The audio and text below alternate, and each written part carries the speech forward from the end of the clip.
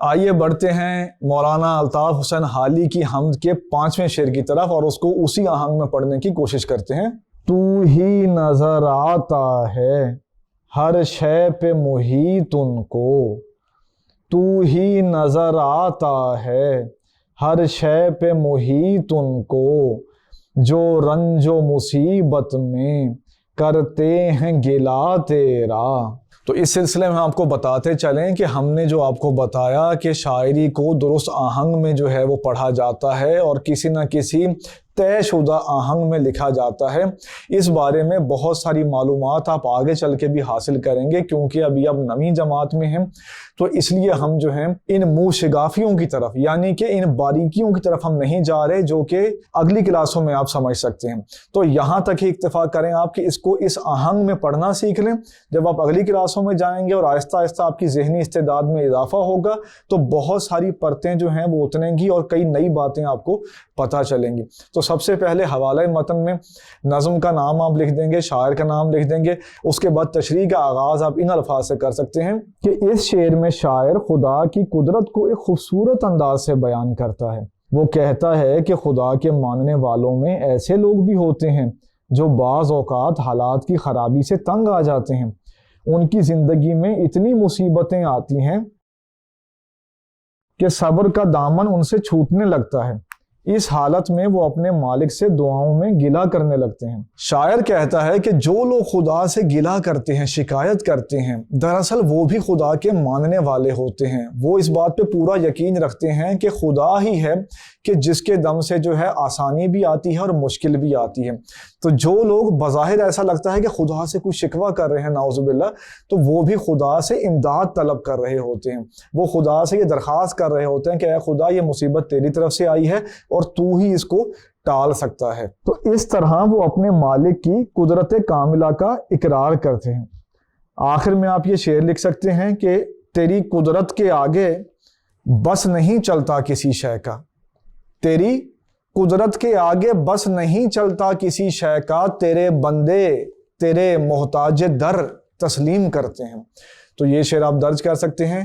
آئیے بڑھتے ہیں اس سے اگلے شعر کی تشریح کی طرف۔ تو چھٹے شعر کا آغاز ہم ہو بہو اسی طرح کریں گے جس طرح ہم نے پہلے 5 شعر پڑھے ہیں۔ آئیے اس کو اس آہنگ میں پڑھنے کی کوشش کرتے ہیں۔ آفاق میں پھیلے گی کب تک نہ مہک تیری، آفاق میں پھیلے گی کب تک نہ مہک تیری، گھر گھر لیے پھرتی ہے پیغام صبا تیرا۔ تو ہم نے شعر کو اس کے آہنگ کے مطابق پڑھا، اس کے بعد حوالہ متن اب تو آپ کو ازبر ہو چکا ہوگا تو آپ نے اسے خود ہی لکھ دینا ہے۔ اس کے بعد باری آتی ہے تشریح کی، تو تشریح کا آغاز آپ ان الفاظ سے کریں گے کہ اس شعر میں شاعر کہتا ہے کہ اس کائنات کی ہر شے اللہ تعالیٰ کی موجودگی کا اقرار کر رہی ہے۔ کوئی بھی تخلیق ایسی نہیں جس میں تخلیق کار کے کمال کا عکس نہ جھلکتا ہو۔ شاعر کے مطابق اس دنیا کی تمام چیزیں یہ اظہار کرتی ہیں کہ کوئی ان کا بنانے والا ہے۔ صبح سویرے جو خوشگوار ہوا چلتی ہے وہ در حقیقت ہر طرف گھوم پھر کے یہ پیغام دیتی ہے کہ کوئی عظیم طاقت اس سارے نظام کو چلا رہی ہے۔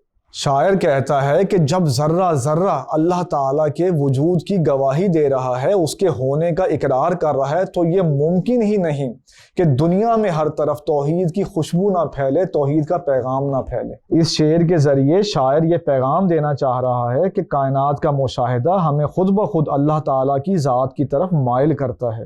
تو اس شعر کی تشریح کرتے ہوئے آخر میں آپ مظفر وارثی کا یہ مشہور شعر لکھ سکتے ہیں۔ یہ آپ نے نصرت فتح علی خان کی زبان سے بھی انہوں نے بھی یہ قوالی کے انداز میں اس کلام کو پیش کیا تھا، اور مظفر وارثی بہت بڑے شاعر تھے، انہوں نے حمد کے شعر بھی کہے، نعتیں بھی انہوں نے بہت زیادہ، اللہ تعالیٰ نے انہیں یہ توفیق دی کہ نعتیں بھی انہوں نے نہایت خوبصورت کہیں، اور غزل کے بھی وہ اچھے شاعر تھے۔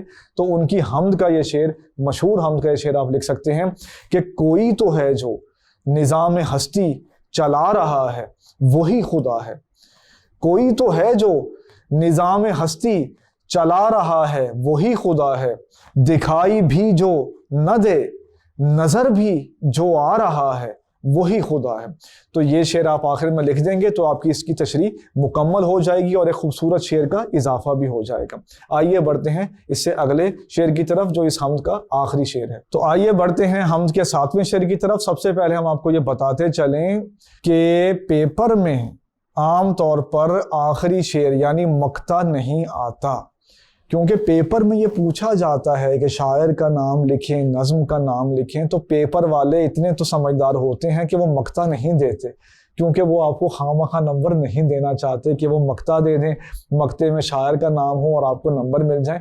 تو مقطع عام طور پر دیکھنے میں نہیں آیا بورڈ کے پیپروں میں، لیکن ایسا ہو بھی سکتا ہے کہ آ جائے کبھی، یا آپ کی تفہیم کے لیے اور آپ کے کلاس ورک کے لیے اور اس حمد کو مکمل طور پہ سمجھنے کے لیے ہم آپ کو مقطع کی تشریح بھی کرائیں گے۔ تو سب سے پہلے مقطع کو ہم اسی انداز میں پڑھتے ہیں جیسا کہ پہلے شعروں کو پڑھائے ہیں۔ ہر بول تیرا دل سے ٹکرا کے گزرتا ہے، ہر بول تیرا دل سے ٹکرا کے گزرتا ہے، کچھ رنگ بیاں حالی ہے سب سے جدا تیرا۔ تو سب سے پہلے آپ حوالہ متن میں ظاہری بات ہے نظم کا نام لکھ دیں گے، ہم شاعر کا نام آپ کے سامنے آ چکا ہے مولانا الطاف حسین حالیہ، مکمل لکھیں گے۔ اس کے بعد باری آتی ہے تشریح کی۔ تو تشریح سے پہلے آپ شعر کے مضمون پہ، جیسا کہ روایت ہے کہ جو بھی شعر کی تشریح کرنی ہو تو پہلے اچھی طرح اس کو پڑھ لینا ہے، سمجھ لینا ہے کہ شاعر اس میں کیا کہنا چاہ رہے ہیں۔ تو اس شعر میں شاعر کیا کہنا چاہ رہا ہے، پڑھ کے کیا احساس ہوتا ہے؟ شاعر اپنی شاعرانہ عظمت کو بیان کر رہا ہے۔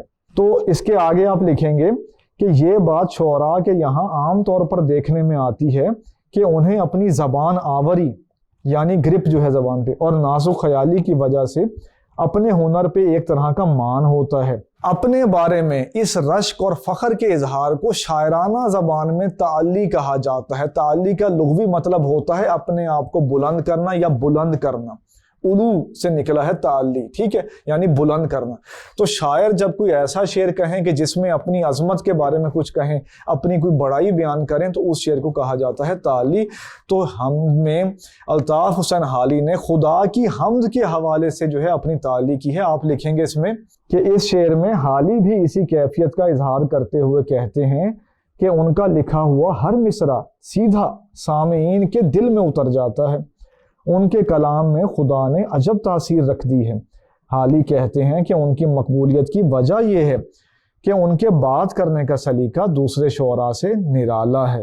یہ شعر جیسا کہ آپ نے ملاحظہ کیا تعلی کا شعر ہے۔ تو یہاں تک اس سے پہلے جو ہم نے کلام کیا وہ آپ تشریح میں لکھ دیں گے۔ اب ہم اس کی وضاحت کر رہے ہیں مزید کہ یہ شعر جیسا کہ آپ نے ملاحظہ کیا تعلی کا شعر ہے، اور تعلی عام طور پر عام اخلاقی جو تصور ہے اس کے مطابق اچھی بات نہیں سمجھی جاتی۔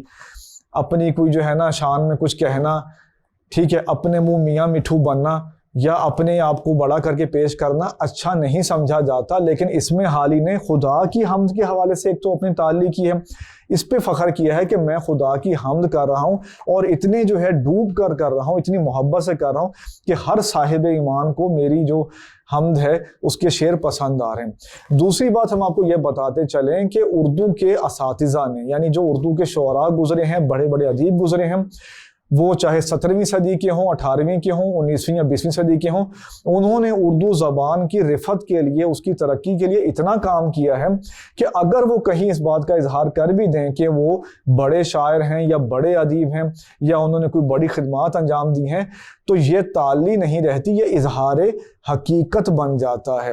تو ان کے پرستاروں پر اور جو لوگ ادب کو سمجھتے ہیں، ادب کی ترقی کا جائزہ لیتے ہیں، اس تاریخ کو جو ہے وہ جانتے ہیں، تو وہ اس کو برا نہیں سمجھتے بلکہ اس کو روا سمجھتے ہیں۔ جیسا کہ میر تقی میر نے بھی ایک جگہ کہا کہ ریختہ کاہے کو تھا اس رتبہ اعلیٰ میں میر۔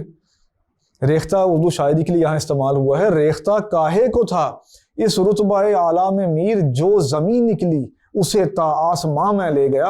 اسی طرح نسیم دہلوی نے بھی کہا کہ نسیم دہلوی ہم موجد باب فصاحت ہیں، کوئی اردو کو کیا سمجھے گا جیسا ہم سمجھتے ہیں۔ تو ہم نے آپ کے سامنے صرف 2 شعر پیش کیے۔ اردو شاعری جو ہے اس طرح کے سینکڑوں ہزاروں شعروں سے بھری ہوئی ہے، تو ہم نے آپ کے سامنے ساری تفصیلیں بیان کر دی، اور اس سیشن میں ہم نے آپ کے سامنے حمد کے جو اشعار تھے ان کے درست آہنگ کے ساتھ، ان کے حوالہ متن کے ساتھ، اور ان کا مفہوم اور جو مراد ہے ان کی، اس کے ساتھ ہم نے آپ کو تشریح کرائی۔ ہم نے تشریح سے مناسبت رکھنے والے جو شعر ہیں وہ بھی آپ کو نوٹ کرائے ہیں۔ امید ہے آپ کو اس سارے سلسلے سے اس حمد کی تفہیم میں، اس کی تشریح کرنے میں، اس کے معنی جاننے میں مدد ملی ہوگی۔ اس سے اگلے سیشن میں ہم بڑھیں گے مشقی سوالات کے حل کی طرف۔ میرا نام فرحان علی ہے اور میں tutoria.pk پر اردو کا آن اسکرین انسٹرکٹر ہوں۔